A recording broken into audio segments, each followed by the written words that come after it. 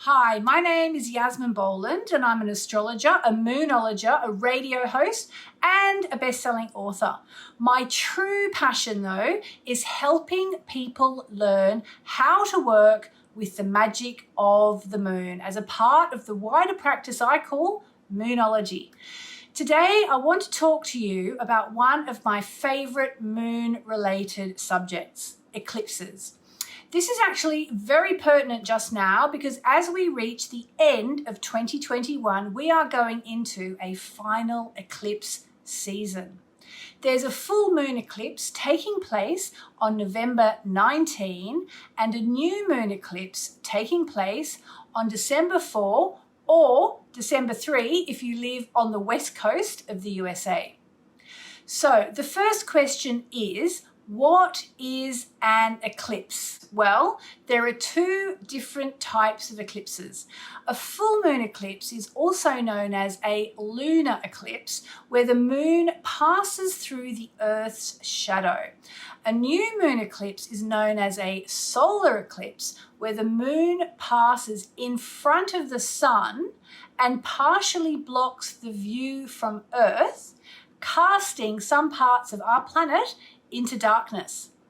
My favorite expression for the eclipses is that they are when the universe changes gears. In other words, you might be driving along in second gear and suddenly you go into third gear, or maybe you're going along in fourth gear and suddenly you have to change down to the third gear. Even though eclipses can be very difficult, they can be amazing. They are when life changes.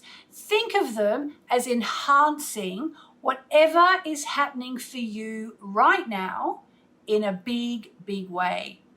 There is also a strong sense with eclipses that if you have wandered off the path that your soul has chosen, then the eclipse will set you right.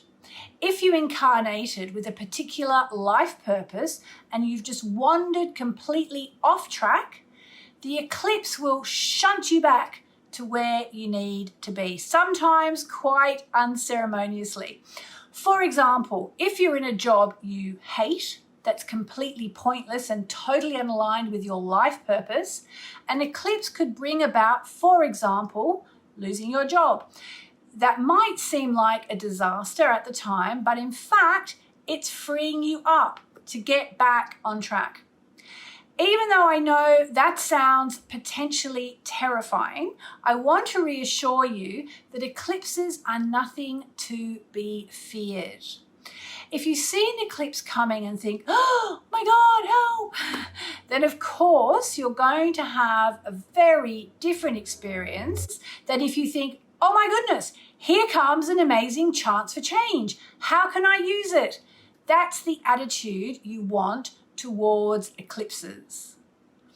Personally, I am now a cautious, big fan of eclipses because I know how powerful they are. Yes, sometimes I fall victim to worrying about what they might bring as much as the next person, but overall, I like to think that eclipses are very important markers on our path, and I definitely pay them a lot of attention. So, how about the two eclipses coming up? What can you expect from them? The thing to know about eclipses is that they don't sort of just switch on and off like a light switch. So don't necessarily expect anything too major on the day itself, although you never know. Rather, the dates give you what you could call an overall sense of the lay of the land or the moon for the coming months. The full moon eclipse will be taking place in the sign of Taurus. If you're new to astrology, you might not know that we all have Taurus in our chart somewhere. That's something I'll explain in my webinars. But looking at Taurus in general, it's a beautiful sign, it's a natural sign, it's associated with the great outdoors, it can be very stubborn, and it's also, amongst other things, the sign associated with Wall Street. think of the bull of Wall Street.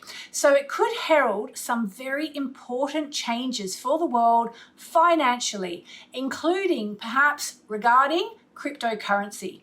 The thing about this eclipse is that also in Taurus, we have the planet of crazy, Uranus. So this part of the skies is already very hot, very volatile. It suggests that 2021 is going out not with a whimper, but a bang, hopefully in a really good way that sees big turnarounds after the dramas of the past couple of years. And then we get the new moon eclipse in the sign of Sagittarius. Again, we all have Sagittarius in our charts somewhere. That's just how astrology works, and something I'll explain in the webinars as I teach you how to find out where the new and full moon is triggering your own chart every time. The thing to know about this eclipse is that number one, Sagittarius is the sign of fun, and new moon eclipses are all about beginnings. So as we move towards the much better astrology of 2022, let's hope that this eclipse kickstarts the fun.